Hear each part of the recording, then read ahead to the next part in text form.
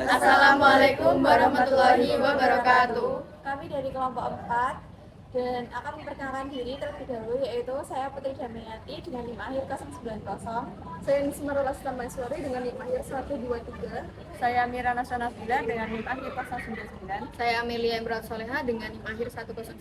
Saya Akbar Pahlawan Ramadhani dengan NIM akhir 110. Di sini kami akan menampilkan podcast kami tentang pelanggaran kode etik ASN di aspek harmonis. Selamat menonton.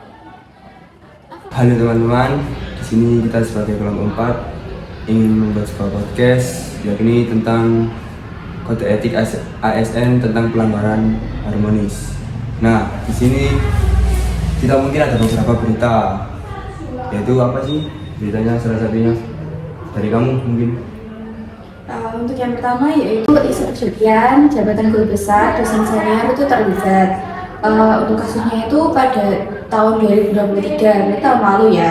Itu ada kasus perjudian yang dilakukan oleh kampus Universitas Brawijaya dan juga Universitas Negeri Padang. Yang tentunya hal ini tuh kayak membuat sebuah kerugian bagi kampus itu sendiri ataupun pihak-pihak yang terlibat. Dan kasus ini tuh kayak ya mereka itu kayak diduga melakukan hal kecurangan yang tentunya dibuat itu untuk mempermudah jalannya proses kenaikan jabatan oleh dosen atau guru besar lainnya gitu. Terus penyebabnya itu apa sih? Penyebabnya itu yang pertama yaitu kelemahan sistem pengawasan pada pendidikan yang membuat Besar tersebut. benar. Terus kayak orang-orang itu kayak membuat jalan pintas gitu loh, kayak ingin cepet-cepet Jadi guru besar. jadi guru besar, jadi kayak memilih untuk jalan pintas. Jadi mungkin nggak ada kayak tes atau mungkin gimana, jadi kayak swapping gitu. Iya, betul kayak seperti itu. Terus dampaknya apa sih? Dampaknya itu bagi masyarakat, mahasiswa itu mungkin kurangnya kepercayaan ya jadinya. Terus sama kayak merusak marwah kampus yang mungkin dapat menurunkan akreditas kampus itu sendiri. Terus menurut kamu solusi dari masalah ini apa? Buat mengatasi? Solusinya itu mungkin yang pertama itu mengubah kebijakan yang ada yang dilakukan oleh pemerintah tentunya itu agar bisa lebih baik untuk kedepannya, serta adanya kesadaran etika dalam mengajar, karena itu tentunya itu sangat penting untuk integritas kampus itu sendiri.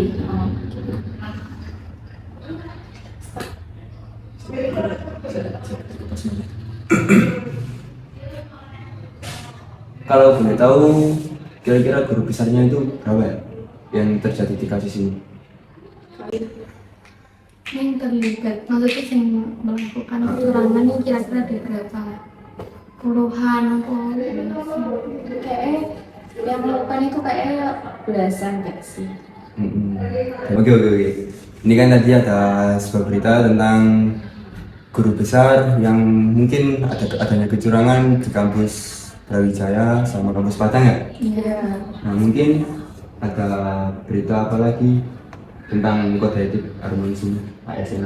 Jadi kalau kasusku itu kasus penyalahgunaan jabatan di kepala sekolah ya, di Kota Bekasi, Kecamatan Pondok.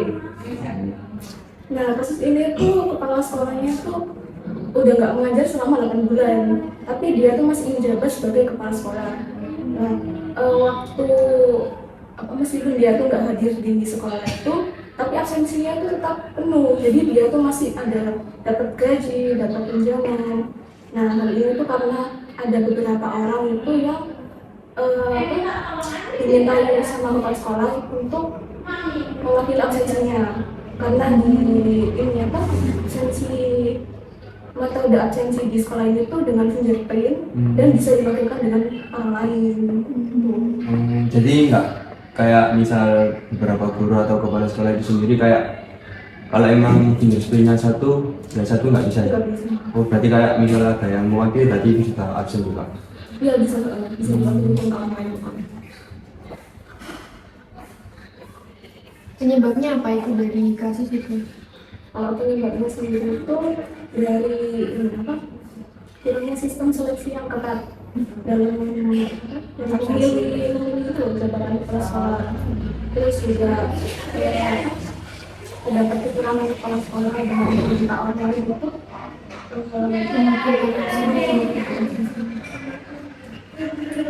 Dampaknya itu bagi orang lain tuh atau pihak-pihak kalau dampaknya sendiri itu kalau menurutku ya yang pertama kualitas pendidikannya itu dapat apa yang dari mahasiswa itu dapat menurun, terus dapat menciptakan lingkungan yang nggak sehat, terus yang terakhir itu merusak kepercayaan masyarakat terhadap sekolah.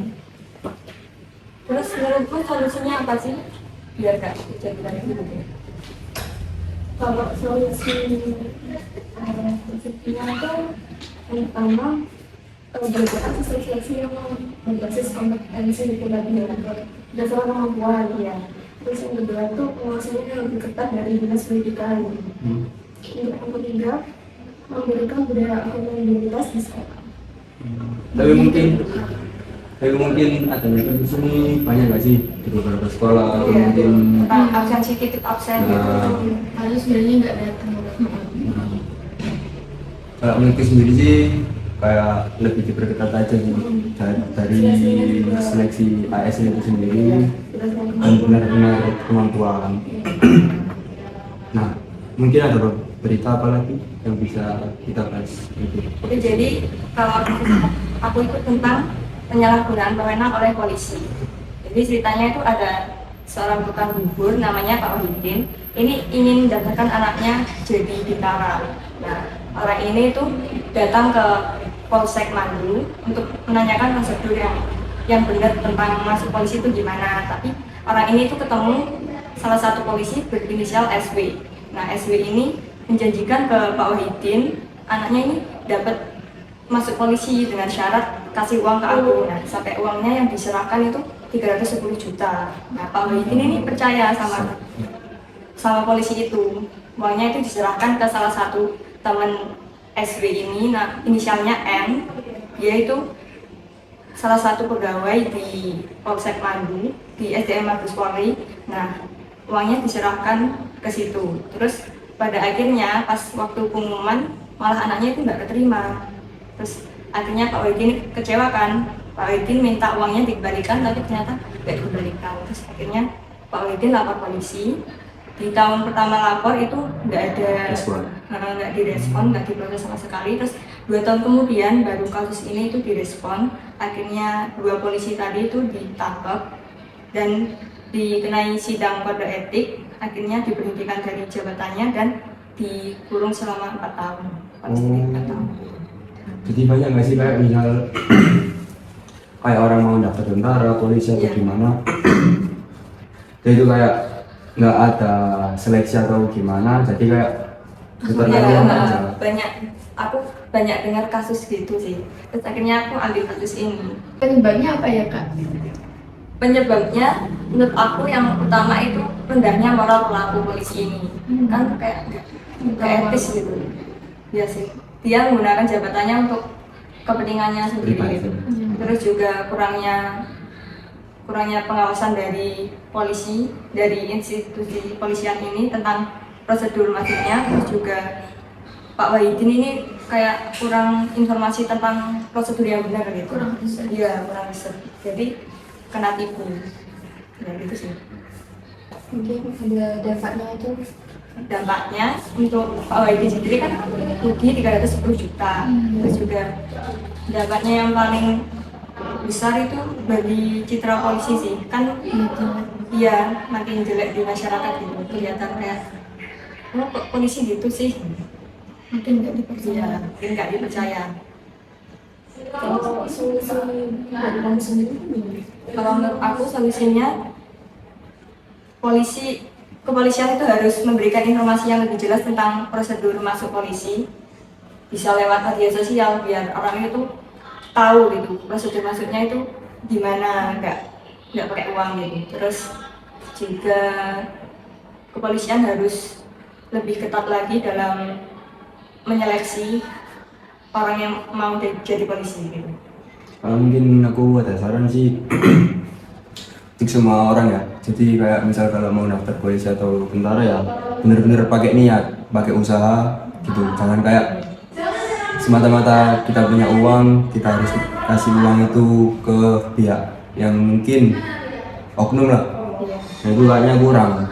Jadi kayak Nggak adil gitu ya? nah, jadi kayak yang berkuasa itu yang punya uang gitu kan. Jadi kan apa ya? Ya kurang aja. Kasihan jadi kayak orang yang Bener-bener ya. Ah. Itu tapi kalah sama uang. kalah sama kalah sama uang. uang. Nah, jadi kasus ini kan mengakibatkan tidak harmonisnya antara ASN, polisian itu sama masyarakat gitu. Jadi kan kayak ada bentrok. Kurang kepercayaan. Iya, makin kurang percaya gitu. Nah, oke, dari mungkin 3 berita ini mungkin ada lagi berita yang bisa dijadikan Kalau dari kasus aku yang aku temuin itu praktek pelanggaran etika ASN oleh salah satu peneliti di BRIN, namanya itu Andi Pangerang Hasanuddin. Dia itu awalnya terlibat kasus ancaman seperti pembunuhan gitu, tapi secara tidak langsung ya, karena dia tuh awalnya itu kan ada pengumuman tentang jatuhnya perbedaan Hari Raya Idul Fitri 2023 kemarin. Nah itu kan berbeda ya antara pemerintah dengan Muhammadiyah. Nah itu ada salah satu orang Muhammadiyah yang berkomentar di akun salah satu peneliti BRIN ini yang mengumumkan perbedaan Hari Raya Idul Fitri tersebut. Nah itu sama si Andi ini jeleknya dia itu nanggepinnya secara tidak bijak gitu. Jadi dia kayak langsung mati aja lo Muhammadiyah gitu, karena dia kayak merasa nggak terima gitu kan. Terus ya udah gitu, dia melakukan pelanggaran etika nggak bijak gitu dalam berkomentar di media sosial, padahal dia itu salah satu peneliti BRIN itu sendiri. Kayak penyebabnya itu apa dia melakukan hal tersebut? Dia sih ngakunya itu karena emosi, yang posting perbedaannya ini tuh senior dia di BRIN, jadi dia kayak niatnya tuh ngebelain gitu loh, jadi tapi jatuhnya malah nggak bijak sama sekali. merasis ke sebuah organisasi. Iya, rasis ke salah satu oknum, enggak oknum ya, objek gitu ya, ke Muhammadiyah. Iya. Mungkin dari dampaknya sendiri apa yang dihasilkan dari sebuah peristiwa ini? Dampaknya si Andi Pangerang Hasanuddin ini dia dipecat dari ASN, dikenai denda juga dan dihukum penjara selama 1 tahun. Dendanya itu 10 juta, dan itu juga merusak label si BRIN ini sendiri, instansi dia, tempat dia bekerja selain dia yang dipecat. Merugikan banyak orang ya. Iya sangat, apalagi organisasi Muhammadiyahnya kayak benar-benar Tercoreng gitu, iya, nama baiknya. padahal cuman beda di Hari Raya Idul Fitri, terus ada salah satu orang yang komen sama dia ditanggapi dengan tidak diselesaikan. Nah, menurut kamu solusinya gimana sih? Kalau menurut aku solusi yang tepat itu ya melakukan pendidikan etika ya kepada masyarakat secara umum dan kepada ASN secara khusus.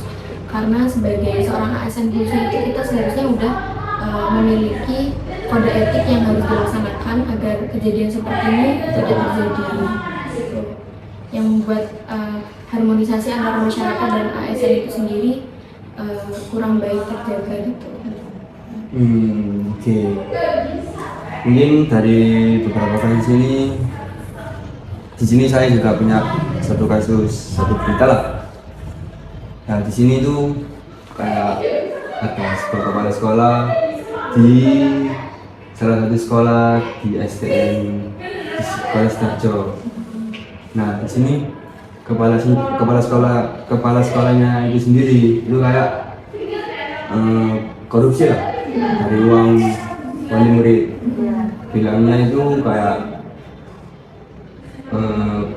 per hari Jumat itu ditariki uang 10.000, katanya sih untuk bayar guru honorer sama apa buat renov sekolah.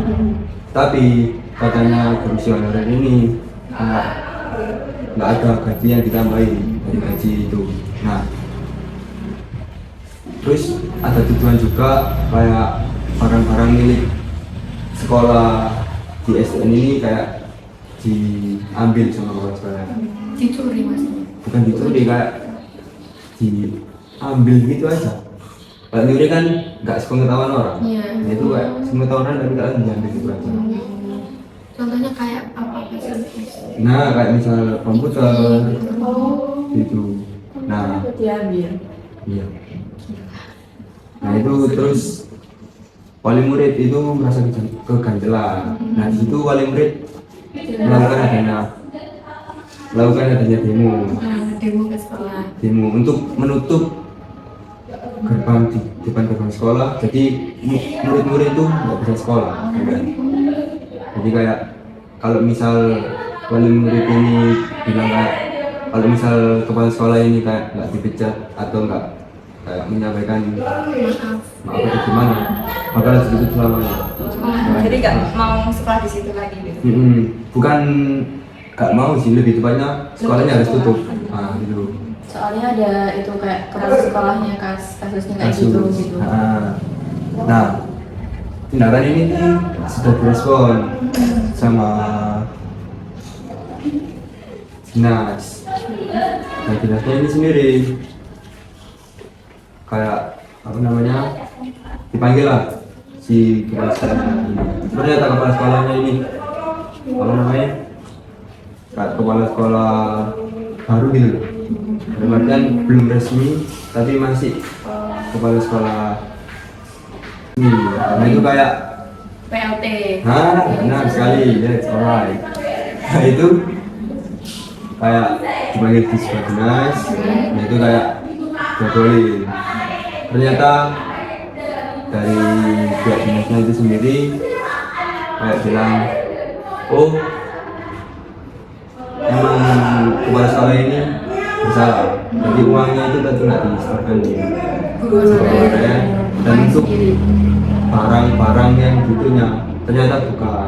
Ternyata itu sudah dikembalikan gitu loh. Terus apa motifnya diambil itu? Nah, kurang tahu. Dinas itu sendiri di berita ini kayak nggak ngejelasin. Nah, Kurang memaparkan penjelasannya dengan gamblang gitu kan. nah, penyebab. Oh iya, penyebab. Mungkin penyebabnya sendiri kayak si kepala sekolahnya ini kayak nggak mau ngeluarin uang. Dalam artian gajinya itu gaji guru honorer sendiri itu kayak nggak disalurkan. Jadi kayak uang wali murid untuk menjadi gajinya sendiri itu. Gitu. Terus untuk dampaknya sendiri tuh gimana? Dampaknya sendiri sih yang dirugikan jelas wali murid ya. Ya. Kan hitungannya kita STN negeri, sedangkan kan STN negeri itu sendiri kan sudah dibiayai oleh pendidikan, oleh dinas, pemerintah dan lain. Nah, kenapa kok harus dibayar itu? Nah, mungkin dampaknya untuk ini wali murid sendiri. Tapi sekolahnya akhirnya ditutup enggak? Nah, dari penjelasan dinas itu sendiri bisa dibuka. Jadi kayak Emang sementara. kan sementara, jadi permintaan wali murid itu sendiri kayak dari pencopotan kepala sekolah itu dikabulkan sama dinas. Jadi kepala sekolahnya ini nanti gantikan. Tapi sekolahnya tetap buka. Kalau solusinya menurut kamu? Untuk solusinya sendiri mungkin lebih itulah terbuka. Dalam artian kalau emang ada ya transparan lah.